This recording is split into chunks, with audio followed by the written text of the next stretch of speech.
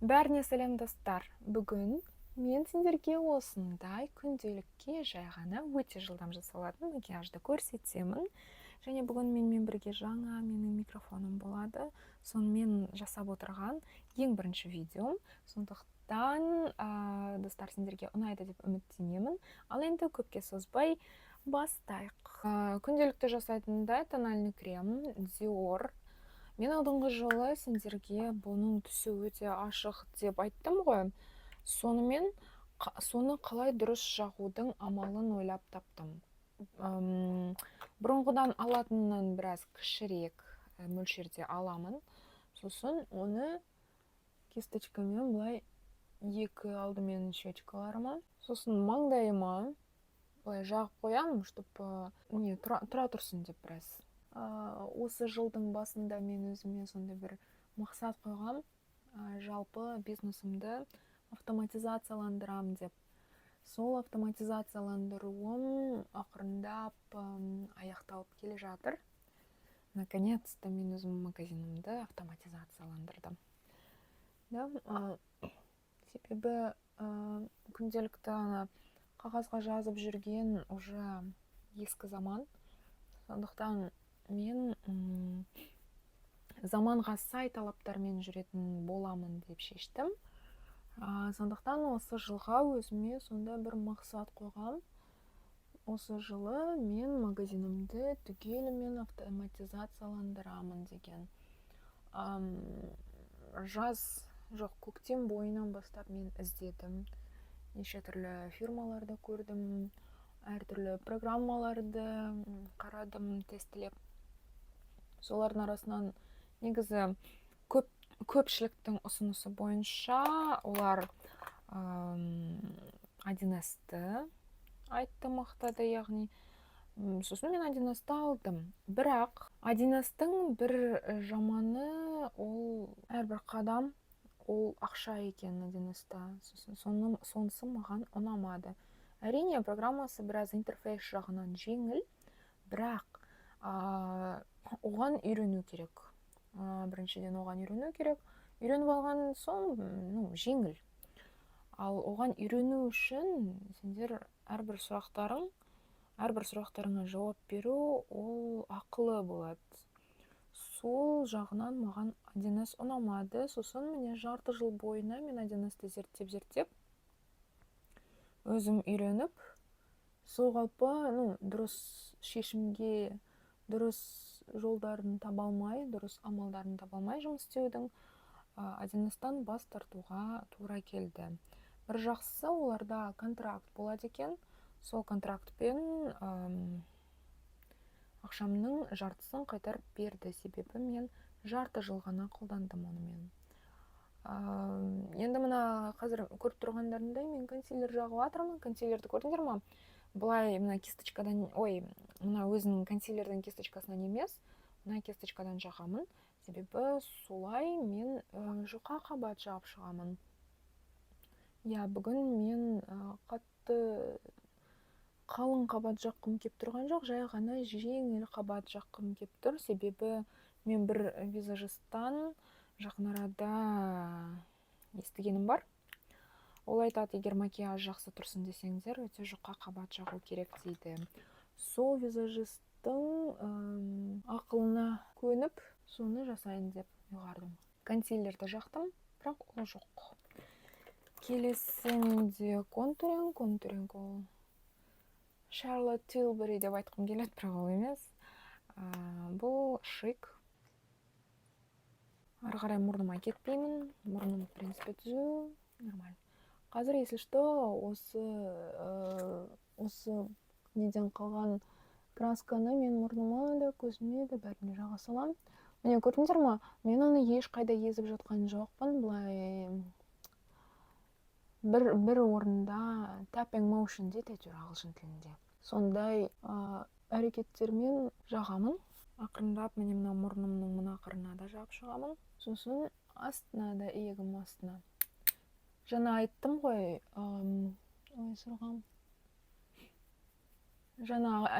мен біраз түсі ақшылдау деп.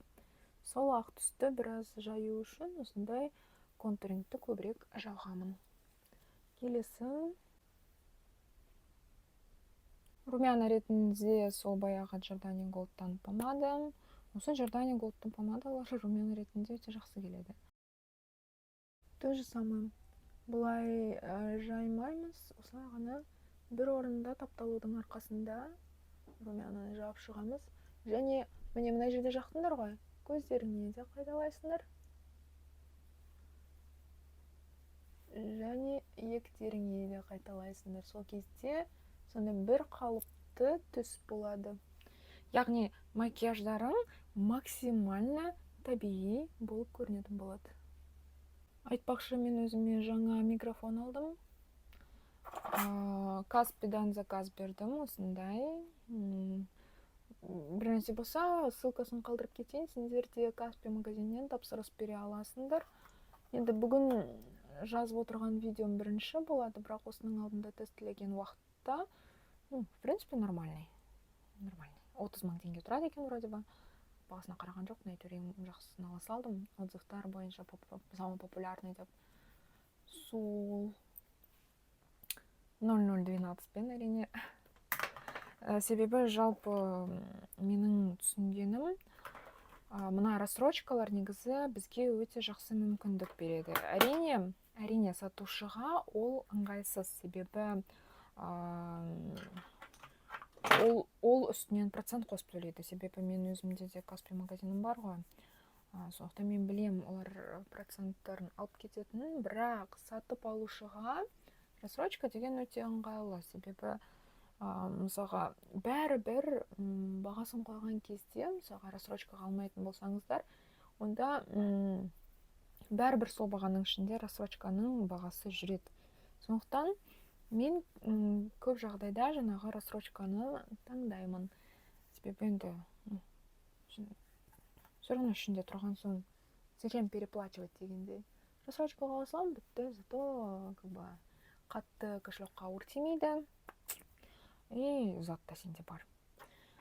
Так, келесі контуринг Glam Team. Айтпақшы, мен өзіме жақын арада барып нормальный бронзер алғым кеп жүр, корректорлар алғым кеп жүр. Себебі мына бронзерлар әрине мықты, бірақ уже ескіріп кеткен сияқты. Не то, что ескіріп, мен өзім шаршап кеткен сияқтымын да, сондықтан бір жаңа золотое яблокоға барып, жаңа бір бронзер қарағым келіп жүр. Себебі шаршадым бір затты қолдана беруден. Мына жерде менде мынандай еще сары түсі бар. Сары түсі маған өте ұнайды, себебі бұнымен консилерді үстіне басып шықсаңдар, консилерларын көпке дейін ұстап тұрады. Байқадыңдар, иә?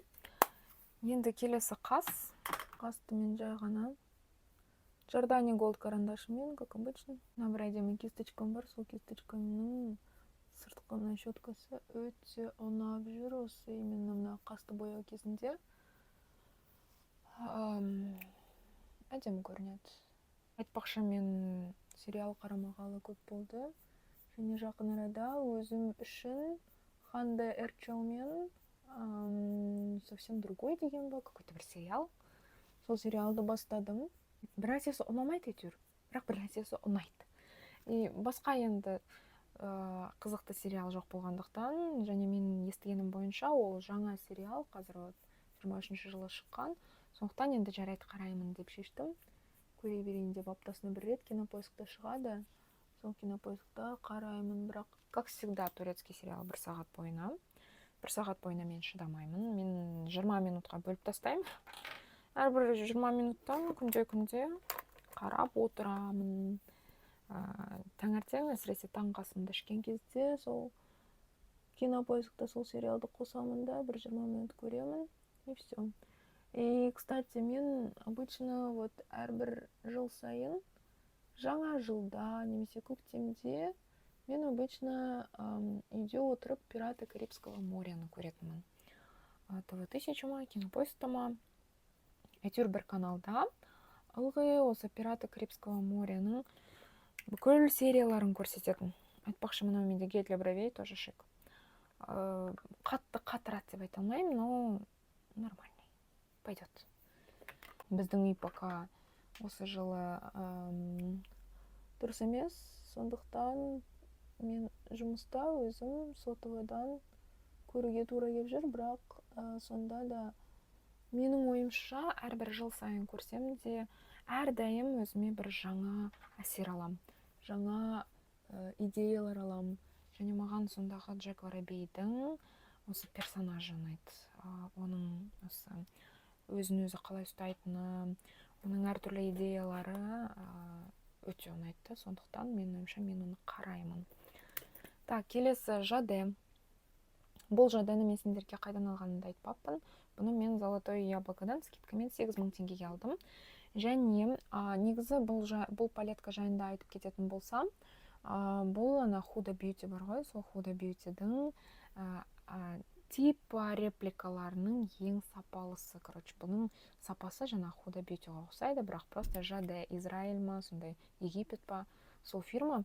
Бұның пигментность қанықтылығы өте мықты. Сондықтан мен осыны шетелдік блогерларымнан көріп қойдым да, именно осыны барып Золотое яблокодан скидкамен сатып алдым.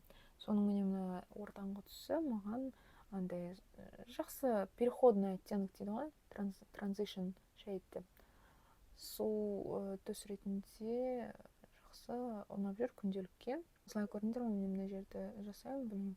Әрине камера бермейді бізге барлығын, бірақ қыздар, егер менің ұсынысым бойынша осы Жаде палеткасын алатын болсаңдар, сендер еш өкінбейсіңдер. Себебі бұл палетка шынында да өте жақсы түстерге толы, және қанықтылығы жақсы. Және бір ұнайтыны, бұны қабат-қабат жаға берсеңдер, қанықтылығының әсері одан сайын көбейе береді. Және мен соңғы кездері жасап жүргенім бойынша мына астыңғы қабағыма да жағамын, былай прям кәдімгідей вот.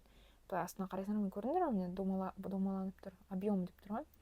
Сол объемға тоже кішкене түстен беріп қоясыңдар, оказывается. Ну, по крайней мере, мен көп кинолардан қараған кезде профессиональный визажистар осы мына астыңғы қабақты да осылай бояп қояды екен, соның арқасында көз үлкенірек көрінеді, және макияж да сондай табиғи болып көрінеді. Келесі мына Oriflame'нан Jordani Voltaniska кисточкам соңғы кездер ұнап жүр. Мына соңғы түсін аламын да. И былай просто жай ғана tapping motion обратно. Қатты орнынан қозғалтпай, осылай басып шығамын.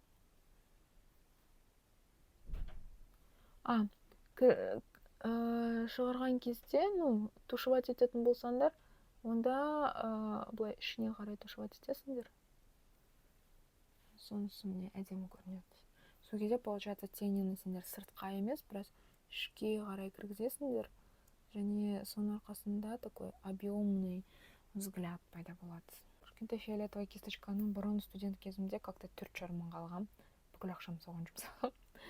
Бірақ соған мен еш өкінбеймін бар ғой. Шынында да мына кисточкадан күшті кисточка жоқ шығар, осындай кішкентай жерлерді сызатын. Вот өте кірпікке жақын қылып, осы түсті жағып шығамын. Сол кезде кірпіктің боялмағаны көрінбейді. Міне екі көзімді көрдіңдер ме, қараңдаршы. Мына көзім біраз үлкенірек болып тұрды, мына көзім все-таки астында бір нәрсе жетіспей тұрған сияқты. Сондықтан астына міндетті түрде астын бояп шығасыңдар.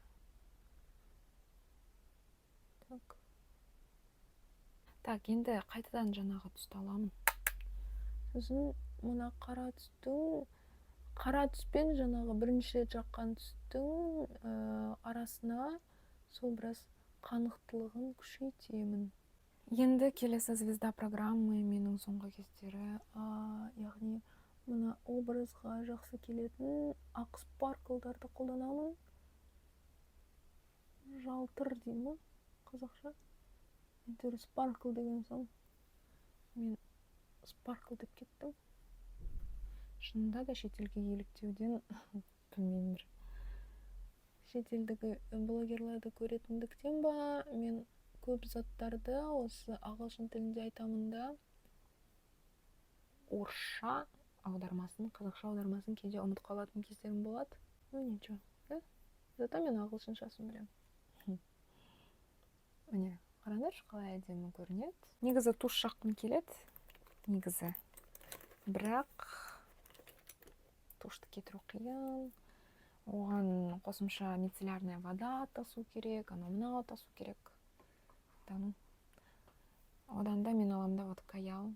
Жаңағы мына кисточкасы бар, щеточкасы бар, то есть кисточкамды аламын да.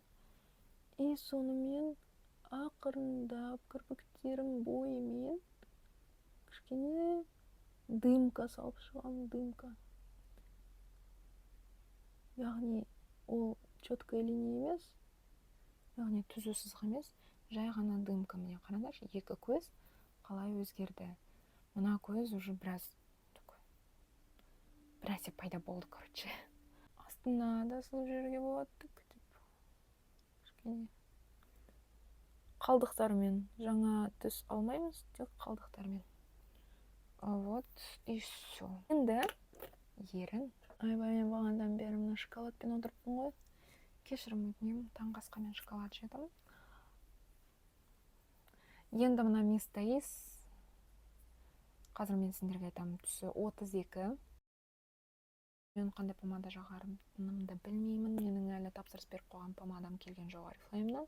Сондықтан бүгін жаңағы сол Giordani Gold'ты жаға салам. Әйтеуір бальзам ретінде болса да жетеді. Болды достар. Сындай make күнделікке 5-10 минуттық және ешқандай қиындығы жоқ. Make. Айтпақшы, мен ұмытып кеттім. Румяна эстрада палеткасы. Жай ғана хаотичные движения дейді. Қатты бір орынға тіркелмей, айтпақшы, міне мына хайлайтерін аламын да көздің астына жап шығамын. Сол кезде көздің асты әдемі жылтырап тұрады және балғындық әсер береді. Сондықтан былай жасаймын, мұрныма да, бетіме де, маңдайыма да, бәріне жап шығамын. Біраз жылтырап жүру үшін. Вот, осылай достар. Қалай сендерге ұнады ма? Өз реакцияларыңды жібере салыңдар. Міне осындай күнделікке арналған макияж шықты. Лайк басып, каналыма жазылуды ұмытпаңдар. Комментарий жазып кетсеңдер, мен өте қуанамын. Жай ғана әдемі немесе маған ұнамады деп жазып қойсаңдар да, соған да риза боламын. Сондықтан достар, бәріне пока. Келесі видеоларда кездескенше. Менің жаңа форматтағы видеоларым ұнай-ма айтып қойыңдар. Білмеймін. Мен енді әрең ақырын енді қазір бос уақытымда ютубты қайтадан жандандырайын деп шештім. Сондықтан осы бастап жатқан ісім ары қарай жалғасады деп үміттенемін. Сендер лайк басып, просмотрларың көбейіп жатса, менде одан сайын андай мотивация пайда болады. Сондықтан достар, барлық көріп жатқан кісілерге жалпы алғысым шексіз. Рахмет сендерге. Все, сау саламат болыңдар.